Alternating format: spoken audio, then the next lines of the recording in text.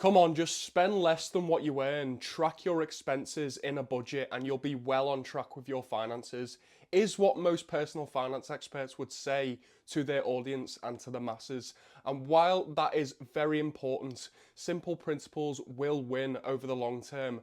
Money is a lot deeper than just that. And that's why in today's video, we're going to be looking a lot deeper into money psychology, the effects it can have on your personal finance habits, and what questions you can ask yourself to become better with your money psychology so you can put the simple habits and money psychology together. And some of you are probably thinking, Will, money is maths, it is just numbers on a spreadsheet, but tell me why people with some of the highest salaries in the world cannot keep any of it. Why do people know exactly what they should be doing but don't do it? And that's because money isn't just numbers, it's emotions, it's beliefs, it's habits from the past, it's everything all molded into one. It's your personal experiences and the society you grew up in. For example, someone who grew up in a household where money was tight might subconsciously feel bad for spending money even though they can afford it. And on the other spectrum, someone who grew up in a household where their parents overspent to maintain an image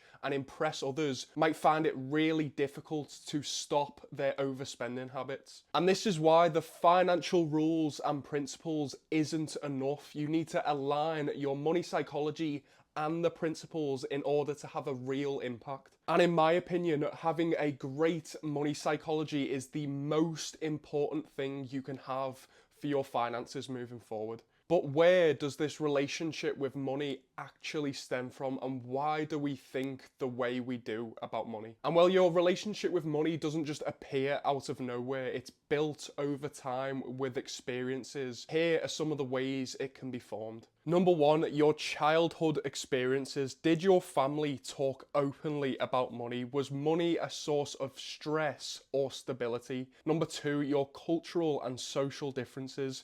Were the people around you, social media, and even your friends shaping what you thought was normal when it comes to spending and saving? Number three, your personal money wins and losses. This can be anything from your financial experiences, both good and bad, because they create beliefs about what is actually possible for you. So if you've struggled with debt before, you might avoid using credit altogether, even when it could be helpful. So without even realizing it, these experiences and patterns can affect the way you view and think about money. But the good news is, once you're aware of them and you know what they are and what triggers your behaviors, you can start asking yourselves questions of what can help your money psychology moving forward. So I've come up with a list of money psychology questions that you can ask yourselves to change the way you think and view money. And these are some of the questions that have helped me transform my own money psychology into what it is today. What did I learn about money growing up? Were my parents overspenders or savers, and was money a stressful topic?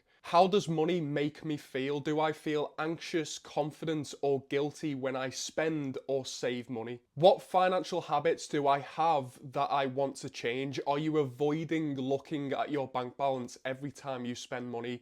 Do you have debt that you need to clear? Are you saving too little, or are you saving too much? What's my biggest money fear? Is it losing money, never making enough, or just not feeling secure in your life? And lastly, what's one positive financial change you can make today? Can you automate your savings and investments?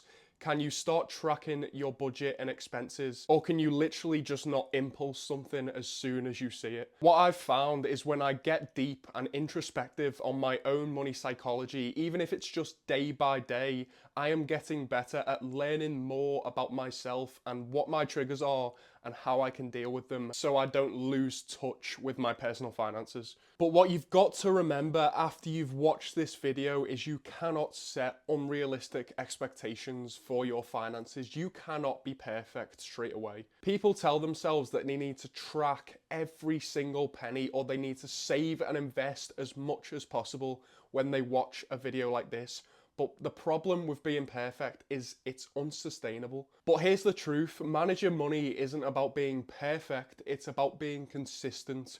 Progress beats perfection every single time. Think about it exactly like you would a diet. If you eat one unhealthy meal, that doesn't mean you're going to become fat and then just start eating junk for the rest of your life. And the same applies with your finances. If you make one impulsive decision in 1 month, that doesn't mean your financial future is completely ruined. It just means you made one mistake and you can get back on track as soon as you let it go. So yeah, instead of aiming for perfection, just aim for better habits over time. Small wins consistently is the key to financial success and any success for that matter. So yeah, I hope you enjoyed that video. It's something a little bit different to what I usually do. I usually do talk about them step-by-step processes, them financial rules and principles, but I just thought I'd talk about money psychology and how important it really is. Because literally without good money psychology, these step-by-steps and financial rules cannot be put into place because you will just relapse